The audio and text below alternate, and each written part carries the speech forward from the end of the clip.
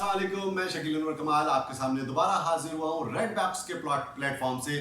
Stock market की आज की अपडेट के बारे में। जैसा कि आप जानते हैं कि आज स्टॉक मार्केट के अंदर ड्यूरिंग द डे तेजी का रुझान था और उसकी वजह हमने कल भी आपको जैसा कि बताया कि स्टॉक मार्केट ने बजट को कोई खातिर में नहीं लाई है खास, और बजट के बारे में उसके कुछ मिले जुला रुझान है मार्केट की में, और बजट को कोई ज़्यादा वेलकमिंग नोट पे मार्केट के अंदर जो है वो हम नहीं देख रहे इन्वेस्टर्स की तरफ से। लेकिन बजट के बाद मार्केट के अंदर कल हमने जो थोड़ा बहुत तेज़ी का रुझान देखा पहले दिन मंदी के बाद, उसमें इंटरनेशनल ऑयल प्राइसेस में जो तेज़ी आई उसको रिफ्लेक्ट किया पाकिस्तान स्टॉक एक्सचेंज में। ऑयल कंपनीज जो लिस्टेड हैं उनमें हमने थोड़ी तेज़ी देखी, लेकिन आज भी उस तेज़ी को मार्केट ने थोड़ा सा प्रोलॉन्ग किया और during the day market 34,000 point के ऊपर 34,400 के अराउंड चली गई और तकरीबन 350-400 पॉइंट मार्केट प्लस में रही। लेकिन end of the day market के अंदर प्रॉफिट टेकिंग का रुझान देखने में आया और मार्केट माइनस कॉलम में बंद हुई और 170 पॉइंट माइनस होने के बाद मार्केट 33,850 के अराउंड क्लोजिंग हुई। आज मार्केट के अंदर हमें दो पॉजिटिव खबरों का हम एक्सपेक्ट कर रहे थे कि उसमें उसका कोई नतीजा आएगा या मार्केट में कोई रिफ्लेक्ट करेगी, उसकी सरगर्मी कुछ नज़र आएगी। एक तो आपको जैसे कि पता है कि prime minister of Pakistan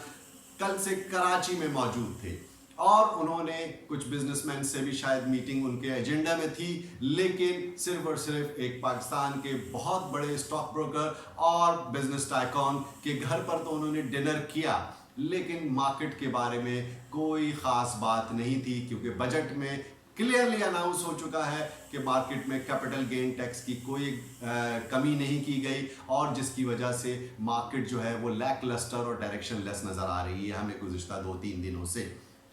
oil market में ऑयल प्राइसेस में जो तेज़ी हमने इंटरनेशनल मार्केट में ऑब्जर्व की उसको थोड़ा रिफ्लेक्ट किया स्टॉक मार्केट के अंदर। हमारे जो ऑयल कंपनीज के शेयर्स थे उसमें थोड़ी सी तेज़ी देखी, लेकिन ड्यूरिंग द डे मार्केट ने 400 पॉइंट के करीब तेज़ी तो दिखाई, लेकिन मार्केट 34,000 एक टेक्निकल बैरियर है, एक टेक्निकल सपोर्ट लेवल है। मार्केट बार बार इसके ऊपर सपोर्ट मिलते ही है हमें और मार्केट ऊपर जाती है, लेकिन कॉन्फिडेंस